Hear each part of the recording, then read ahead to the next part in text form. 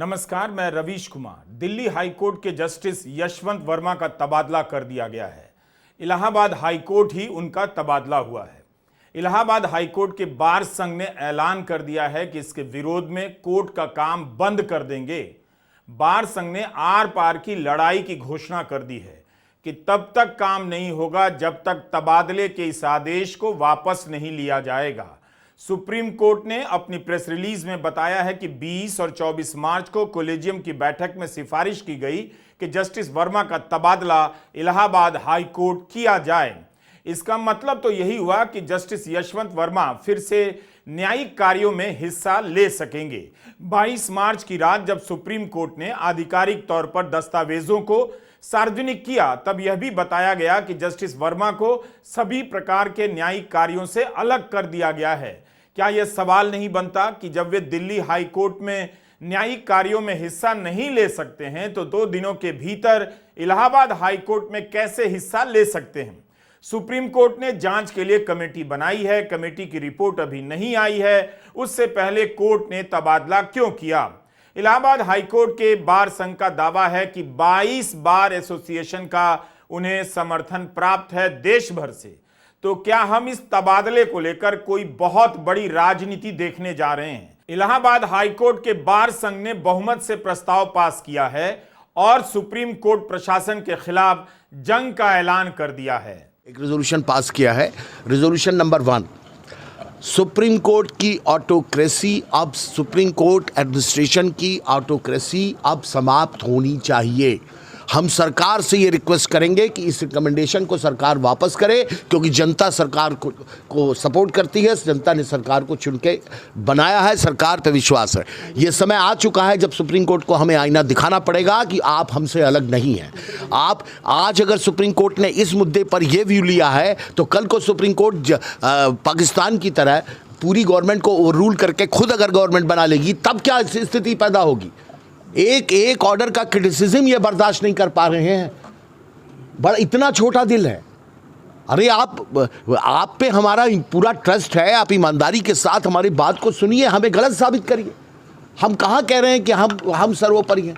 सर्वोपरि आप हैं, लेकिन हमारी बात जो है वो लॉजिकली आप कहीं सुनेंगे, उसका रीजन देंगे। 1 लाइन स्ट्रोक नोटिफिकेशन। काफी सख्त चेतावनी है, लेकिन एक जज के तबादले को लेकर बार संघ इतना उग्र क्यों है? अभी तो उन्हें दोषी भी साबित नहीं किया गया है। सुप्रीम कोर्ट प्रशासन से भी सवाल है कि जानते हुए कि इलाहाबाद हाईकोर्ट का बार संघ मोर्चा खोलकर बैठा है, उसी कोर्ट में तबादला क्यों किया गया? एक दिन पहले तक सुप्रीम कोर्ट की तारीफ इस बात को लेकर हो रही थी कि पारदर्शिता बरती गई है। अब फिर से संदेह और सवाल उभरने लगे हैं। इलाहाबाद हाईकोर्ट का बार संघ मांग कर रहा है कि इसकी सीबीआई जांच हो। चीफ जस्टिस से मांग की गई है कि वे भारत सरकार से कहें कि जस्टिस यशवंत वर्मा के खिलाफ महाभियोग की प्रक्रिया शुरू की जाए, इंपीचमेंट शुरू हो। इसका मतलब है कि जस्टिस यशवंत वर्मा को लेकर राजनीति और आरोप प्रत्यारोप अभी लंबा चलेगा। सुप्रीम कोर्ट की कमेटी और जांच पर फैसला आने से पहले राजनीति से माहौल बना दिया जाएगा कि इस मामले को देश कैसे देखे। बस याद रखिएगा कि गोदी मीडिया का ट्रैक रिकॉर्ड क्या है। अभी आपने रिया चक्रवर्ती और अभिनेता सुशांत सिंह राजपूत के मामले में गोदी मीडिया का रोल देख लिया। उस समय किस तरह की राजनीति हो रही थी यह भी देख लिया। बेशक बहस होनी चाहिए और नोट वाली बात पर सब कुछ साफ साफ बहस में आना चाहिए, लेकिन जब राजनीति समय से पहले इस बहस में कूद जाए तो सतर्क भी हो जाना चाहिए। गांव गांव में यह बात फैल तो गई है कि एक जज के घर के स्टोर रूम से नोटों का बंडल मिला है, जलते हुए नोट पाए गए हैं। इस वीडियो को देखकर लोग अचरज में जरूर हैं कि जज के घर में इस तरह से नोट, इस स्टोर में नोट आया कहां से, कौन लेकर आया, कितना लेकर आया, ये सब जांच से तुरंत सामने आना ही चाहिए। इन सब की जांच भी हो रही है।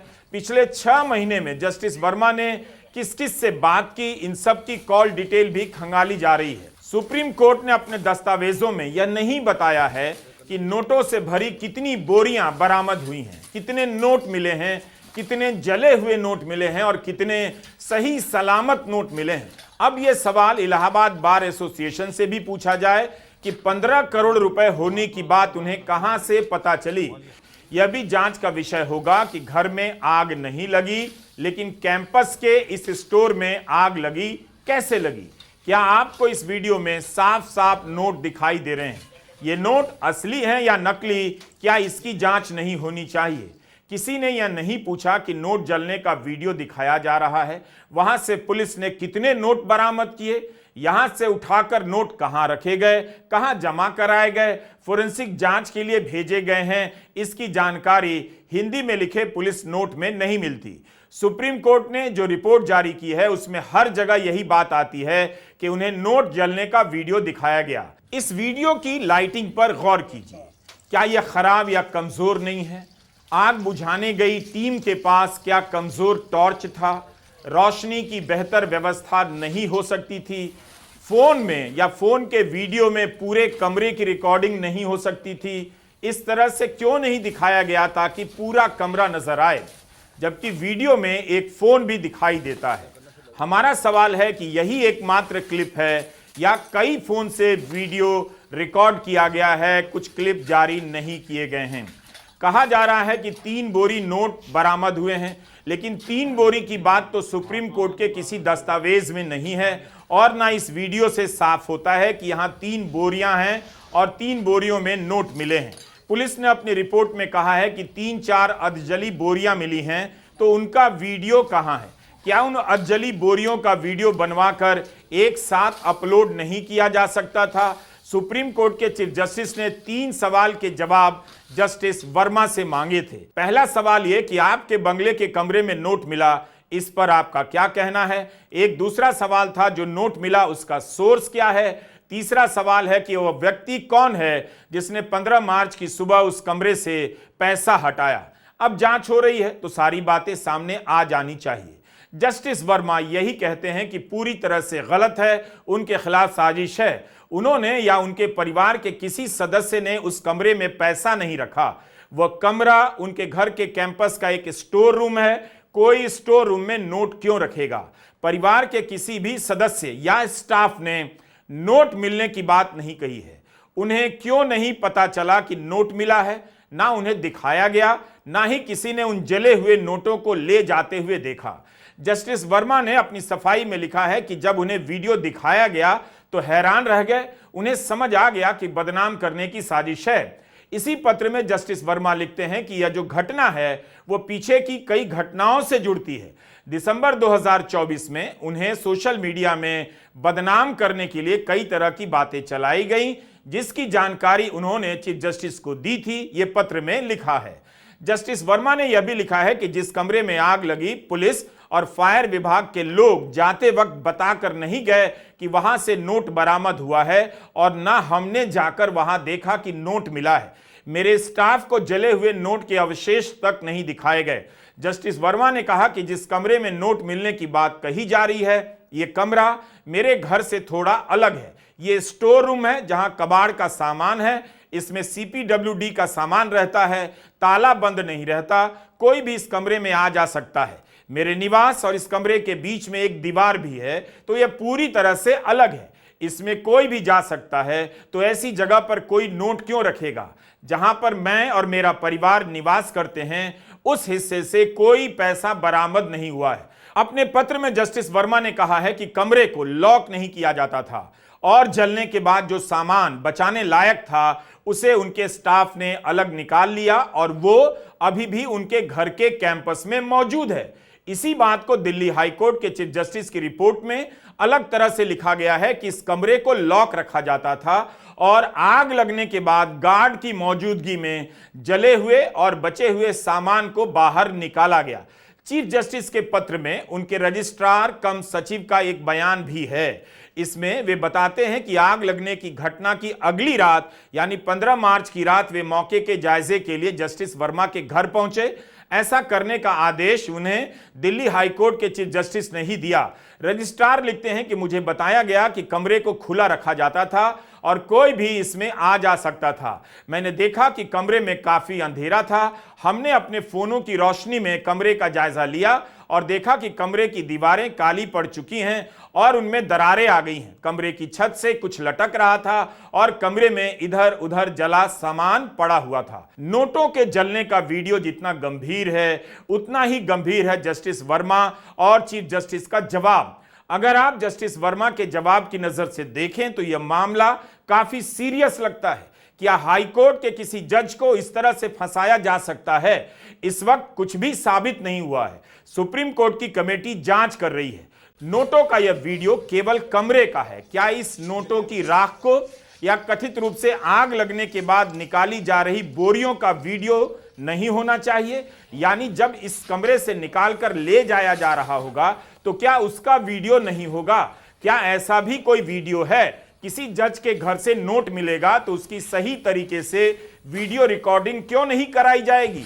ऐसा कैसे हो सकता है? क्या इस तरह से नहीं लिया जाना चाहिए था जिससे स्थापित हो जाए कि यह कमरा जज के आवास का ही हिस्सा है?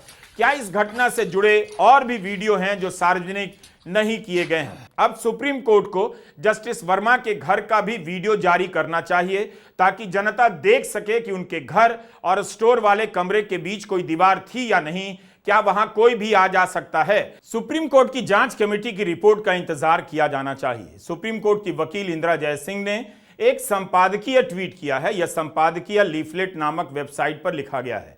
इसमें 10 सवाल उठाए गए हैं। अगर कोई नकदी थी तो वह कब और किसके द्वारा स्टोर में लाकर रखी गई? यह नकदी किसकी है? दिल्ली पुलिस ने भारतीय न्याय संहिता की धारा 326 के तहत आगजनी का मामला क्यों दर्ज नहीं किया, जिससे यह पता चल सके कि यह आग जानबूझकर लगाई गई थी या किसी शॉर्ट सर्किट जैसी दुर्घटना के चलते लगी थी? 15 मार्च 2025 की सुबह अगर कोई जले हुए नोट या सामग्री थे तो उन्हें किसने हटाया? अगर नोट बरामद हुए तो उन्हें जस्टिस वर्मा के परिवारजनों को क्यों नहीं दिखाया गया जैसा उनका दावा है? बरामद किए गए जले हुए नोट कहां हैं? क्या उन्हें जब्त किया गया? अगर नहीं तो क्यों नहीं? यह वीडियो किसने रिकॉर्ड किया है? स्टोर हाउस में प्रवेश और निकास के सीसीटीवी फुटेज कहां है? जब से जस्टिस वर्मा के घर के कैंपस में स्टोर से नोटों के जलने का वीडियो सामने आया है, यह सवाल उठ रहा है कि सरकार इस न्यायपालिका को अपने नियंत्रण में लेने के अवसर के रूप में देख रही है। कोलेजियम को लेकर बहस चलाई जा रही है कि जजों की नियुक्ति कैसे हो रही है, पारदर्शिता नहीं है, इसलिए भ्रष्टाचार है। इस पर फिर से बहस की जरूरत है। ऐसा कुछ अलग अलग तरीके से कहा जा रहा है। हरीश साल्वे, महेश जेठमलानी, मुकुल रोहतगी जैसे वरिष्ठ वकीलों ने अलग अलग तरीके से कहा है कि कोलेजियम ठीक नहीं। नोटों के बंडल मिलने के बहाने क्या न्यायपालिका में दखल देने की भी तैयारी है? इसमें वे सत्ता पक्ष के नेता और नेता प्रतिपक्ष से मिल रहे हैं और सुप्रीम कोर्ट की तारीफ करते हुए नेशनल जुडिशियल अपॉइंटमेंट कमेटी एनजीएसी की वकालत करने लग जाते हैं, जिसे सुप्रीम कोर्ट ने ही असंवैधानिक करार दिया था। क्या यह बहस इसलिए चलाई जा रही है ताकि न्यायपालिका की जो भी स्वतंत्रता जिस भी रूप में है उस पर धावा बोला जा सके? चीफ जस्टिस संजीव खन्ना का बचा हुआ कार्यकाल और उनके बाद होने वाले चीफ जस्टिस का कार्यकाल इस बहस के हिसाब से काफी महत्वपूर्ण होने वाला है। न्यायपालिका की समस्याओं पर सरकार चिंतित है। सरकार के राजनीतिक समर्थक चिंतित हैं। इस चिंता की भी अपनी राजनीति है। आपको याद है, अभिजीत गांगुली ने कोलकाता हाईकोर्ट से इस्तीफा दे दिया और बीजेपी में शामिल हो गए। उसके बाद लोकसभा का चुनाव लड़े, जीत भी गए। तब किसी ने नहीं कहा कोलेजियम को लेकर बहस करने की जरूरत है। कोलकाता हाईकोर्ट के एक और जज चित्तरंजन दास ने अपने रिटायरमेंट के भाषण में कहा, उनके व्यक्तित्व को ढालने में आरएसएस का रोल रहा है। मैं संघ के प्रति कृतज्ञ रहा हूं। 37 साल दूर रहा, मगर अपने इस रिश्ते के कारण मैंने अपने कार्यकाल में कभी किसी के साथ पक्षपात नहीं किया। मगर जस्टिस दास ने यह भी कहा कि मैं आरएसएस का सदस्य था और आरएसएस का सदस्य हूं। तब तो किसी ने नहीं कहा कि कोलेजियम की प्रक्रिया ठीक नहीं है, इसे बदलने की जरूरत है। लेकिन जैसे ही जस्टिस वर्मा के घर कैंपस में नोट मिलने की खबर आई, यह बहस चलाने की कोशिश की जा रही है कि कोलेजियम को बदलना होगा, जाना होगा। कोलेजियम का सवाल अलग है। जरूरी सवाल है। लेकिन यह सवाल इस वक्त क्यों फिर से उठाया जा रहा है? क्या जस्टिस वर्मा के बहाने कुछ और किया जाना है? इतना संदेह तो किया ही जा सकता है। जब जस्टिस अभिजीत गांगुली इस्तीफा देकर बीजेपी में शामिल हुए तब उनके फैसलों की समीक्षा छपने लगी। जस्टिस गांगुली ने पद पर रहते हुए 14 मामलों में सीबीआई जांच के आदेश दिए। ये सारे मामले ममता बनर्जी की सरकार के खिलाफ थे।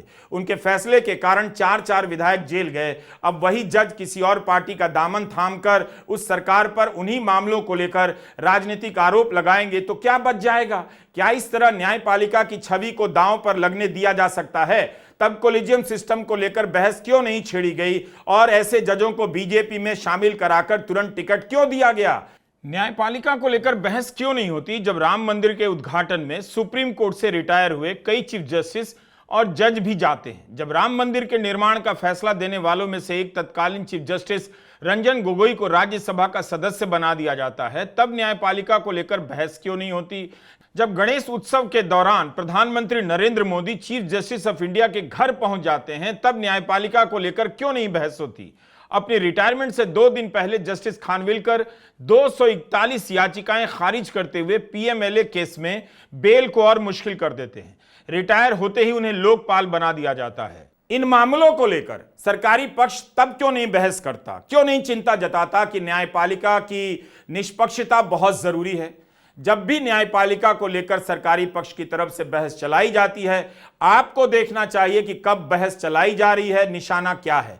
क्या वाकई न्यायपालिका की स्वतंत्रता को लेकर सरकार विगत सरकारों की तुलना में कुछ ज्यादा सक्रिय है? इसीलिए लगता है कि सवाल न्यायपालिका की स्वतंत्रता को सुनिश्चित करने का नहीं लगता, कुछ और है। इसी स्वतंत्रता के नाम पर चुनाव आयुक्त के चयन की कमेटी से चीफ जस्टिस को हटा दिया गया।